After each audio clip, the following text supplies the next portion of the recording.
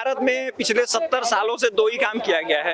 एक झूठ बोला गया है और इतना झूठ बोला गया है कि एक आदमी की थिंकिंग एबिलिटी को ही खत्म कर दिया गया है। इस देश में केवल झूठ बोला जाता है और कुछ नहीं है। संदेश खाली पे तो चिल्ला रहे हैं सब, ये हो गया वो हो गया ड्रामा। ये ड्रामा मणिपुर में नहीं चला। वहाँ पे किसी ने बीजेपी के कैंडिडेट ने या मोदी ने कुछ बोला, वो भी तो देश की बेटी थी ना, उनके साथ भी तो ज्यादती। मैं इनका था संदेश खाली में गलत काम नहीं हुआ, बिल्कुल गलत काम हो, उसके ऊपर भी एक्शन हुआ, बहुत अच्छी बात है, होना भी चाहिए। नारी इतनी अबला नहीं है, उसकी सुरक्षा वो खुद जानती है, लेकिन जब बात आती है देश के प्रधानमंत्री की, तो आज मोदी जी को ही क्यों पॉइंट आउट किया जाता है? इन्हें मणिपुर की घटना पता है, दो समुदायों के बीच की घटना, और इन्होंने एक इंडिविजुअल की घटना उसको उससे जोड़ दिया। वहाँ पर अरे सर मेरी पहले बात सुनिए, वहाँ पर एक इंडिविजुअल ने, पहले मेरी बात सुनो, वहाँ पे सर एक इंडिविजुअल ने जो काम करा है उसको उसकी सजा मिलनी चाहिए, नहीं मिलनी चाहिए। कौन से राहुल गांधी का उस पर एक बयान आया हो, किसी टीएमसी के नेता ने उसे कंडेम करने की कोशिश करी हो? ये ऐसे लोग आकर यहाँ पर बोलते हैं नारी शक्ति के बारे में।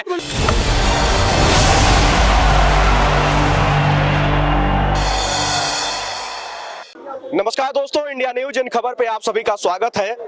लोकसभा चुनाव सर पर है और चुनावी बिगुल फूका जा चुका है। हर एक राजनीतिक दल अपनी अपनी तरीके से तैयारियों में जुटा हुआ है। बीजेपी ने पहली सूची जारी कर दी है 195 प्रत्याशियों की। उधर से इंडी गठबंधन यानी कि दिल्ली की बात की जाए तो पहली बार आम आदमी पार्टी और कांग्रेस साथ मिलकर चुनाव लड़ रहे हैं। अभी हम लोग दिल्ली के कनॉट प्लेस पर हैं। यहाँ इसलिए क्योंकि नई दिल्ली लोकसभा जो है यहाँ लगती है और आज रविवार है। देश के कोने कोने से लोग जो दिल्ली के आसपास रहते हैं सैर सपाटे और घूमने के लिए आते हैं। इन्हीं लोगों से जानते हैं कि चुनावी माहौल कैसा है।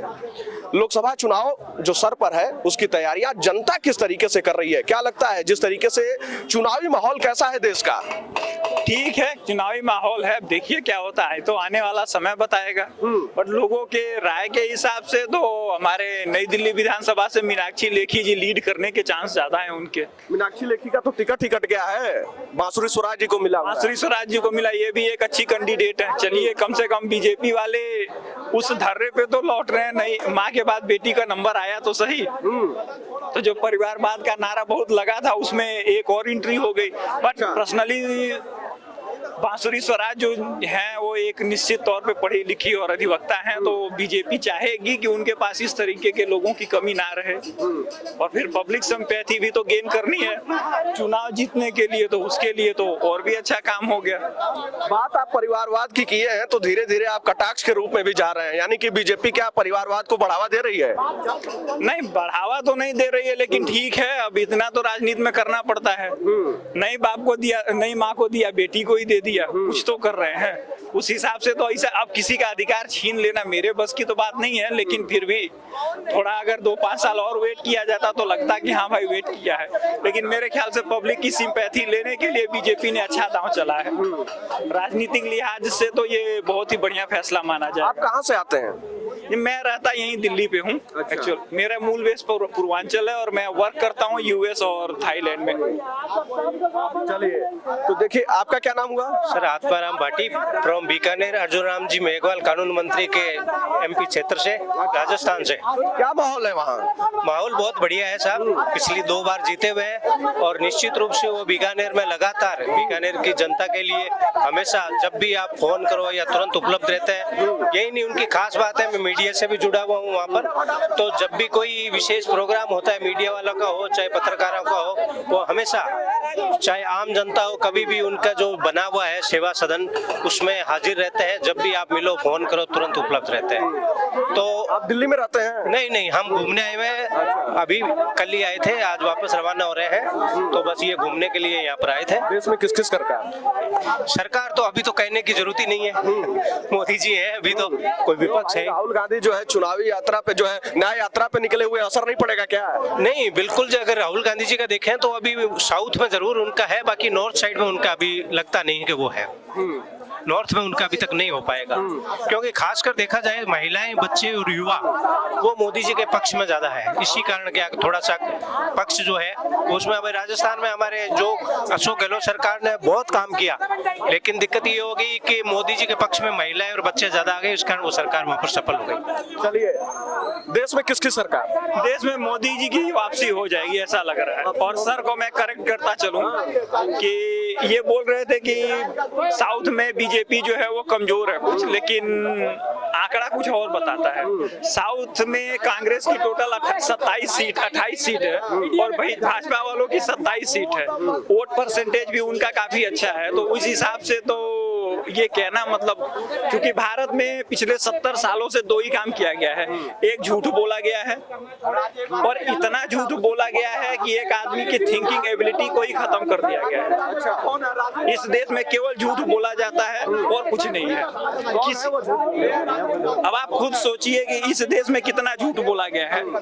यहाँ आप अपने घर पे जाइए, यहाँ जितने लोग हैं सबसे मेरी रिक्वेस्ट है जाएं और एक आराम से सर्वे कर लें। कोई भी ऐसा आदमी जिसकी उम्र 80 साल के ऊपर हो उसको पूछ लें कि पुराने जमाने में अगर चौकीदार का साफा दिख जाता था लाल कलर का तो लोगों की क्या हालत होती थी। लोगों के पेशाब निकल जाते थे चौकीदार के साफे को देख के।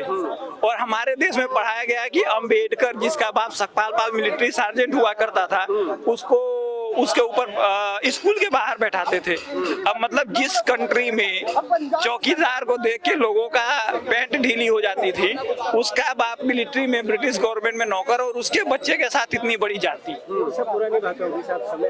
अब और समय के साथ हर चीज का बदलाव होता है, ठीक है। अब जैसे बात कर लीजिए, मान लीजिए मैं बीजेपी की बात करता हूँ। अगर बीजेपी के राज में ऐसी बात नहीं विकास नहीं हुआ, विकास हुआ भी है, लेकिन जो मेन मुद्दे थे ना भाई साहब उनके ऊपर काम नहीं हुआ। क्या क्या है मेन मुद्दा? सबसे बड़ा तो मुद्दा किसानों का ही मुद्दा है, ठीक है। कॉर्पोरेट का 1,15,000 करोड़ रुपए माफ कर चुके हैं। मोदी जी का 2013 का भाषण था कि मैं किसानों का कर्जा माफ करूंगा, लेकिन कोई कुछ नहीं हुआ, उल्टा कॉर्पोरेट का हो गया। तो किसानों ने क्या दोष कर रखा है, ठीक है। सबसे बड़ी बात तो ये। दूसरा है देश की नारी शक्ति की सुरक्षा का।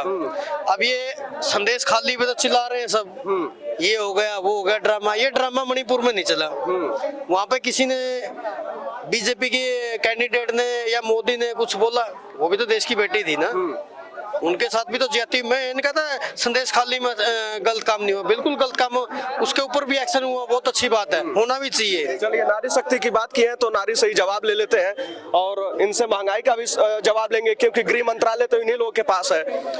ये नारी शक्ति की बात कर रहे हैं, संदेश खाली का जिक्र कर रहे हैं और उसके बाद कह रहे हैं कि मणिपुर पर बीजेपी नहीं बोलती है, क्या कहेंगी? देखिए सर, ऐसा है कि एक नारी सब पे भारी। यकीनन नारी इतनी अबला नहीं है, उसकी सुरक्षा वो खुद जानती है। लेकिन जब बात आती है देश के प्रधानमंत्री की, तो आज मोदी जी को ही क्यों पॉइंट आउट किया जाता है? क्या देश 70 साल में कोई और संदेश खाली नजर नहीं आता हमें? हर जगह देखिए, ऐसी बात नहीं है कि हर जगह है, लेकिन एक चीज होती है कि एक चीज को तो आप इतना मतलब हाईलाइट कर दे और एक चीज को थोड़ा दबा दे। देखो समानता तो दोनों जगह घटनाएं गलत हुई है, दोनों के ऊपर तो कमिटमेंट बनता था ना मोदी जी का। निश्चित है कि अगर मोदी नहीं बनता था कि नहीं, मुद्दे पर अगर नहीं बोल रही है सरकार तो कुछ न कुछ ऐसा उसमें जरूर है कि वो समय आने पर बोलेंगे। फैल हुई है, समय आने तो वो पर सारा किसकी जवाब देंगे। जिम्मेवारी बनती थी? नहीं, जब इसमें समय आने पे क्या जिम्मेवारी? नहीं बिल्कुल, मोदी ये जी कौन ने सी खास बात है? कि वो पूरा धैर्य से पूरा सोच समझ कर जवाब देते हैं, तुरंत जवाब नहीं देते किसी देखिए, प्रकार का। ऐसा नहीं जब है। समय अनुसार वो जवाब देते हैं। तीसरी बात है, आपको पता है शिक्षा और स्वास्थ्य सबसे इम्पोर्टेंट मुद्दे हैं हमारे में। दूसरा है इन्फ्लुएंस, महंगाई कितनी बढ़ चुकी है, ये भी एक मुद्दा है, ठीक है। बेरोजगारी भी एक बड़ा मुद्दा है। ऐसा नहीं है कि रोजगार नहीं मिले, लोगों को मिले हैं, लेकिन जो चीजें वादे हुए थे वो कंप्लीशन नहीं हुए हैं, ठीक है। मतलब पता क्या, देखो ओवरऑल मान लीजिए अब नितिन गडकरी का हल्ला चल रहा है, आपको पता है। सुनिए एक मिनट भाई रुकिए। साहब ना मुद्दों से सबको भटका रहे हैं। मैं बहुत देर से इनको बातें करते हुए देख रहा था, कोई भी एक बात इन्होंने एक पॉइंट पे नहीं बोली। भाई साहब आप सुन लो मेरी बात। अभी इन्होंने बोला किसान का मुद्दा, किसान के मुद्दे पे इन्हें 5 मांगे नहीं पता होंगी, किसान के मुद्दे पे बैठ गए। अगर इनसे सर 2 मिनट रुको, 2 मिनट रुको, एमएसपी की फुल फॉर्म बताने के बाद आगे का कार्यकाल चालू करेंगे तुम्हारे साथ। इनको अरे सर 2 मिनट रुको ना, मैंने सुना है तो सुनने की भी तो शक्ति रखो। चाइना के ज्ञान का, राहुल गांधी का बयान का और इनके सामान का कोई भी सर गारंटी नहीं देगा। सर 2 मिनट रुकिए, दोबारा सुनिए सर, दोबारा मेरी बात सुनिएगा। इन्होंने अभी मणिपुर पे बोला, मणिपुर पे बोलने के बाद इन्हें मणिपुर की घटना पता है, 2 समुदायों के बीच की घटना, और इन्होंने एक इंडिविजुअल की घटना उसको उससे जोड़ दिया। वहां पर अरे सर मेरी पहले बात सुनिए, वहां पर एक इंडिविजुअल ने, पहले मेरी बात सुनो, वहां पे सर एक इंडिविजुअल ने जो काम करा है उसको उसकी सजा मिलनी चाहिए, नहीं मिलनी चाहिए। कौन से राहुल गांधी का उस पर एक बयान आया हो, किसी टीएमसी के नेता ने उसे कंडेम करने की कोशिश करी हो? ये ऐसे लोग आकर यहाँ पर बोलते हैं नारी शक्ति के बारे में। नारी कौन मत बनाओ इस चीजों को। आप सुनिए, आप ये बना रहे पॉलिटिक्स। जब मणिपुर में मुद्दा हुआ तो बीजेपी शांत थी, ठीक है, और चिल्ला रहे थे। अब वही काम हो रहा है। अब बाकी लोग ये राहुल गांधी इंडिया के लाइन ये भी आराम चाहते हैं। अभी वहाँ पे ये चुप बैठे हैं संदेश खाली में। ये पॉलिटिक्स मत खेलो सर। ये पॉलिटिक्स इन्हें मत बताइए, दंगे और नारी सुरक्षा में अंतर होता है। इन्हें अभी तक यही नहीं समझ पा रहे हैं। नारी सुरक्षा में और दंगों में जमीन आसमान का अंतर है। जो वहाँ पर संदेशखाली में हुआ, सैकड़ों महिलाओं के साथ उन्हीं की पार्टी के लीडर ने, उन्हीं की पार्टी के कार्यकर्ताओं को शोषण किया गया, दबाया, उनकी आवाज दबाई जा रही है। आप 24 में किसकी सरकार? 24 में 101% अगर ये पूरा दम भी लगा लेंगे ना, सारे चोर इकट्ठे भी हो जाएंगे, तब भी मोदी को हिला नहीं पाएंगे। सुनिए मेरी बात सुनिए। आप बताएं किसकी सरकार? मैं सरकार की बात नहीं करूंगा, मैं मुद्दे पे बात करूंगा। चाहे सरकार तो इनकी बन जाए, ईवीएम का जब तक जिंदा है सब कुछ। यानी ईवीएम का सपोर्ट मिल रहा है क्या? देखो सुनिए, बात सुनिए। खुद कई लोग, देखो सुप्रीम कोर्ट के वकील है, वो बेवकूफ तो है नहीं, ऐसी बातें करें। उन्होंने प्रूफ दिखाया लाइव किस तरह से धांधली हो रही है ईवीएम के अंदर। बुलाया कहता लाइव प्रूफ दिखाया भाई साहब ईवीएम के अंदर। हाँ जी, कैसे इसको हैक होती है, कैसे इसके अंदर। आप पता क्या है, एक चीज इसको मैं पॉइंट में बताता हूँ आपको, ये नहीं बताया भाई। एक मिनट रुकिए भाई साहब, रुकिए, वो बीच में बोलने मत दीजिए। बात में क्या कि अगर वोट कास्ट करेंगे ना, जब पर्ची नीचे करती है ना, 2 सेकंड की लाइट बंद होती है। ये क्या पॉइंट है, ये आज तक समझ में नहीं आया। सिर्फ 1 सेकंड की लाइट बंद होती है, फिर पर्ची नीचे गिरती है। ये क्या ईवीएम पे बात कर रहे हैं? सुनिए एक बात बताइए, सिर्फ बीजेपी शासित प्रदेशों में ईवीएम हैक होता है। दिल्ली में ईवीएम हैक नहीं होता है, कर्नाटक में ईवीएम हैक नहीं होता है, हिमाचल प्रदेश में ईवीएम हैक नहीं होता है। इसका जवाब दीजिए, दिल्ली में हैक नहीं होता है। मैं जवाब देता हूं। के फुल फॉर्म मैं बताते मैं मान जाऊंगा। वोटिंग मशीन, एक मिनट रुक जाओ, हमें सब पता है, एक मिनट रुक जाओ। ईवीएम के अरे मैं बता दूं ना, इलेक्ट्रो वोटिंग मशीन मेरे को क्या बताओगे, मैं खुद माइक्रो प्रोसेसर की आपको नॉलेज नहीं होगी। 808 माइक्रो प्रोसेसर क्या होता है, ठीक है, हमें पता है इन चीजों का। देखो अच्छा, ये जानते कि बैलेट पेपर से चुनाव, बिल्कुल पाकिस्तान में भी अभी बैलेट पेपर से चुनाव हुआ है। सुनिए, मैं नहीं चाहता बैलेट पेपर से चुनाव। सुनिए एक मिनट, ये कह रहे हैं ना बैलेट पेपर से चुनाव, ये सारा एक चीज में सारा मुद्दा। अरे रुक जा यार, 1 मिनट में ये सारा मुद्दा ही खत्म हो सकता है। सबके पास वोटर कार्ड है, सबके पास आधार कार्ड है, वोटर कार्ड को आधार कार्ड के साथ लिंक कर दो। आज तक कभी बैंक का सर्वर फेल हुआ है क्या? नहीं हुआ ना। सॉफ्टवेयर बनाओ, हर स्टेट का सॉफ्टवेयर बनाओ, ऑनलाइन वोटिंग होती है कितनी कंट्री में ऑनलाइन। ये फालतू प्रचार करें, आचार संहिता लगती है, कितना टाइम खराब है। एक देश एक इलेक्शन करवाओ, क्यों नहीं करवा रहे? लागू होना चाहिए ना। मैं जो ईवीएम की बात कर रही है, ईवीएम की मैं बता रहा हूँ क्यों करवा रही है ईवीएम से। किससे होना चाहिए? आज के टाइम पे हर वोटर को, पहले ये चिल्ला रहे थे ना डिजिटल इंडिया, किसी को नहीं पता, अनपढ़ लोग अब पता चल गया ना। अरे रुक जा यार, कांग्रेस लेके आई थी 2008 में, मुझे मत समझा, ठीक है, तू मेरे को समझा रहा है। चलिए अब आगे बढ़ते हैं। देखिए, महंगाई के ऊपर जो है बार बार सवाल उठाया जाता है। घर आप संभालती हैं, सब्जी से लेकर नमक तेल तक और सिलेंडर तक आपके माध्यम से ही होकर गुजरता है। क्या लगता है, महंगाई हावी है? कांग्रेस कौन? देखिए, महंगाई तो समय के हिसाब से चाहे राहुल जी आएंगे तब भी बढ़ेगी और मोदी जी आए तब भी बढ़ेगी। महंगाई को तो कोई रोक नहीं सकता। और जैसे जैसे समय बदला है, लोगों की इनकम भी बढ़ी है, तो जब इनकम बढ़ेगी तो महंगाई तो बढ़ेगी ना। तो आप उस महंगाई को इतना हायर क्यों उस पर गौर करते हो? बाकी चीजें भी तो हैं देश। राहुल गांधी तो कह रहे हैं बहुत महंगाई बढ़ गई है, हम आएंगे तो सब कुछ सस्ता कर देंगे। जिसे कहिए कि मोदी जी को सिर्फ 10 साल का ही टाइम दिया है, 10 साल और 20 साल और दे दो, इंडिया कहाँ पहुंचेगा और नारी कहाँ पहुंचेगी आप खुद देखते रहोगे। यानी कि भारत की महिलाएं किसके साथ हैं? यकीनन 200% मोदी जी के साथ। चलिए, देश में किसकी सरकार आ रही है? मोदी जी की सरकार आ रही है। कहाँ से हैं आप? राजस्थान से। राजस्थान में क्या माहौल है राजस्थान का? आप देख ही रहे हैं, कमल खिल रहा है वापस पिछले 5 सालों में, और वही करते हुए आए हैं। इस बार वापस विपरीत सरकार बनी है और कोशिश यही है कि वापस कमल खिलाएंगे आने वाले 5 सालों में। चलिए, देखिए बहुत सारे लोग। कहाँ से हैं आप? मैं दिल्ली से ही हूँ। दिल्ली में। दिल्ली का क्या माहौल है? कौन सी लोकसभा सीट है आपकी? मैं तो फिलहाल तो जाफराबाद से हूँ। जाफराबाद से हूँ। अच्छा, दिल्ली में ही रहते हैं? जी जी जी। क्या माहौल है यहाँ दिल्ली में? रह रहे हैं, तो सही चल रहा है यार, काम धाम तो हुआ है। आम आदमी पार्टी ही कराती है, जो कराती है। अच्छा। जो पालिका है वही करा रहा है। जो पालिका बंदा है वो सब समझ सकता है कि हाँ किसको वोट देना चाहिए, किसको नहीं देना चाहिए। और जो पढ़ा लिखा नहीं है वो तो सिर्फ कुछ और ही कहेगा। हमें तो पढ़ लिखे की बात समझ में आती है, क्योंकि एजुकेशन है और ट्रांसपोर्ट वगैरह है, एवरीथिंग इज। तो यही चीज चाहिए इंसान को। क्या चाहिए? रोजगार चाहिए। तीन चीजें तो मेन चीज है। तो केजरीवाल ने एजुकेशन व्यवस्था सुधारी है। बहुत सुधारी उनने, बहुत ज्यादा। आप देखिए जाके सरकारी स्कूल में कितनी अच्छी पढ़ाई कर दी है उसने, प्राइवेट से ज्यादा अच्छी पढ़ाई उसमें सरकारी स्कूल में जो रखी है। और टॉप क्लास मतलब उन्होंने एजुकेशन को किया है, प्लस उसने बिल्डिंग्स वगैरह भी अच्छी की है, मेंटेन की है, जो पहले नहीं थी अब उसने की है। चलिए, ये तो कह रहे हैं कि दिल्ली में केजरीवाल ने बहुत काम किया है, क्या लगता है? आपको क्या लगता है? एक्चुअली मैं दिल्ली में ज्यादा रहता नहीं, मैं यूपी से हूँ बेसिकली। कहाँ यूपी में, कहाँ से? यूपी में गोरखपुर। गोरखपुर। देखिए बाबा जी के शहर से हैं भाई, क्या माहौल है उधर? माहौल अगर बताएं तो बीजेपी का ज्यादा है। न्यूज मीडिया पे, न्यूज मीडिया का अगर यही हाल रहा तो अगले 5 या 10 सालों में डेमोक्रेसी वैसे ही मीडिया खत्म खा जाएगी, जिस हिसाब से मीडिया काम कर रही है। अच्छा, जमीन पे हवा नहीं है क्या? जमीन पे हवा है, जमीन पे हवा बनाने का काम कौन करेगा? जो सोर्स ऑफ इंफॉर्मेशन अगर मीडिया के थ्रू ही लोगों को मिलेगा, न्यूज़पेपर से मिलेगा, सोशल मीडिया से मिलेगा, जिस पर कंट्रोल सरकार का ज्यादातर रहता है, तो माहौल तो ऑटोमेटिक एक ही पार्टी की रहेगी। और इसमें कोई बुराई नहीं है, माहौल बनाना है, माहौल करना डेमोक्रेसी का एक काम है। बट इंस्टीट्यूशन का अपना काम करना और इंस्टीट्यूशन को ना तोड़ना, इंस्टीट्यूशन को अच्छे से चलाना, ये भी सरकार की एक जिम्मेदारी होती है। और सामाजिक सौहार्द बना के रखना। और इस सरकार में ये 3-4 चीजें नहीं हो रही हैं बिल्कुल। क्या नहीं हो रहा है? जैसे इंस्टीट्यूशन को बना के रखना, जो इंस्टीट्यूशन सही से चलता है। जैसे अभी इलेक्शन कमीशन का मैटर चल रहा है, इलेक्शन कमीशन में केवल एक ही बंदा बचा हुआ है अभी। 3 इलेक्शन कमीशन, और सेक्रेट तरीके से इस्तीफा दिया और इस्तीफा मंजूर भी हो गया। अभी तक कोई मीडिया में उसकी खबर नहीं है, ना ही खोजी पत्रकार। खबरें तो चली रही हैं। आज एक इलेक्शन कमिश्नर का भी कोई कमी है, उसमें रिजाइन दिया। आज के क्या वजह हो सकता है, उसके पीछे उसका क्या दर्द हो सकता है? क्या लगता है आपको?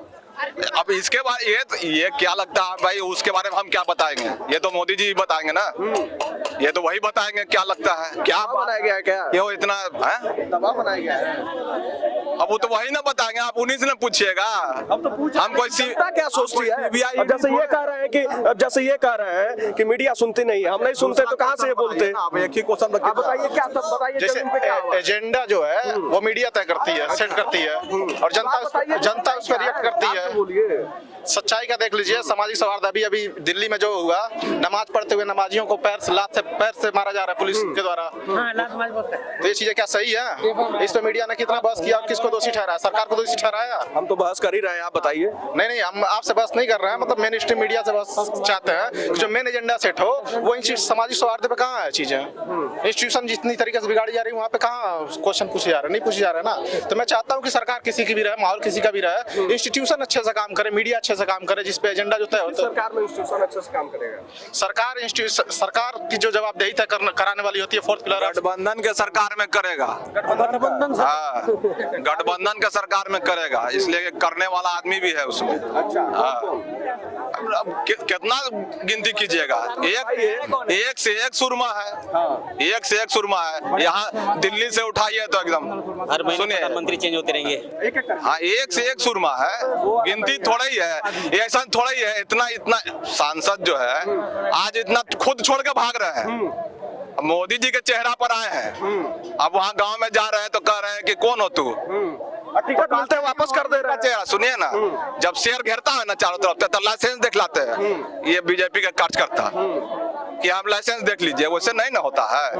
आप चेहरे पर आप जीत के गए तो आप काम करबे नहीं किए, इसलिए छटैया। बिहार में आप कहाँ से हैं? हम इंडिया के हैं, बिहार छोड़ दीजिए, बात कीजिए भारत की। भारत की बात ही हो रही है, लेकिन भारत में ही तो बिहार भी है, तो अपने राज्य को प्रेजेंट करेंगे कि नहीं? कहाँ से है बिहार? ऐसे तो हम पूर्णिया डिस्ट्रिक्ट करने वाले हैं। पूर्णिया से हैं। तो आपके नीतीश कुमार तो फिर पलटी मार गए। देखिए, इंडिया गठबंधन की शुरुआत किए, नींव रखने के बाद गायब। सुन लीजिए, नीतीश जी है ना गणेश बाबा है। अच्छा, दोनों हाथ में लड्डू लेके चलते हैं। हाँ, और देख रहे हैं, और गए हैं तो देख रहे हैं कि अगर इन्हें नहीं हुआ तो फिर वो पलटूगा। राजनीति है, करते हैं, संविधान हमको अधिकार दिए हुए, हम इधर से इधर कुछ करेंगे। स्टेट के इलेक्शन में वो आएंगे 10 को सीट लेकर के, प्रधानमंत्री हमको बनाना, हम गठबंधन वाले बनाएंगे प्रधानमंत्री उनको। क्या दिक्कत है? उनसे हमको अछूत थोड़ा ही है। अमित शाह गरज के वही पूर्णिया में ना बोले थे, सरकार गरज के पूर्णिया में बंद हो गया है। आज छिटकिल्ली भैया, हम ड्राइवर आदमी है। सुनिए, गठबंधन, यूपीए के गठबंधन में 5 काम गिना दीजिए, ठीक है, हम गठबंधन को वोट देंगे। यूपीए के गठबंधन में 5 ऐसे काम दिखा दीजिए जिससे हम खुश हो जाए। 5 नहीं छोड़े 3। हाँ, जो वोटर कार्ड दिखलाते हैं यूपीए का ही है। आप जो राशन कार्ड दिखलाते हैं यूपीए का है, नरेगा दिखलाते हैं यूपीए का है, किसका नहीं है? योजना ला देना, सुने ना, ला देना और धरातल पे उतरना, दोनों बहुत ही अलग दिल्ली स्थान का फर्क है। जानबूझ के भैया देश विभाजन कांग्रेस का ही देना है। कोयला घोटाला कांग्रेस ने किया था, रेल घोटाला कोयले कांग्रेस ने किया था, ये भी बोलो ना। फैक्ट्स पर बोलना चाहिए इंसान को। जवाब दीजिए, बासी है ना। एक बात बताइए, केजरीवाल, 1 मिनट सट जाइए, केजरीवाल को बोले कि दारू घोटाला, दिल्ली दंगा में सबको कोर्ट ने बरी किया ना। आप सर्टिफिकेट दे दीजिएगा दारू घोटाला का। 1 मिनट सुन ले, आप दारू घोटाला का सर्टिफिकेट दे दीजिएगा। तो क्यों नहीं ईडी जवाब भी ले लीजिए, जवाब मेरे अनुसार मैं ये मानता हूँ कि जो इलेक्शन में विपक्ष में बैठा है सरकार उसकी हो, बड़ा अलग जवाब है मेरा।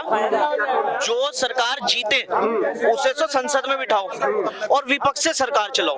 अच्छा, क्योंकि एक बड़ी आलोचित बात है कि जो नेता गद्दी पे बैठता है उसे समस्या दिखनी बंद हो जाती है और जो विपक्ष में बैठता है उसे बिल्कुल दिखाई देती है समस्याएं।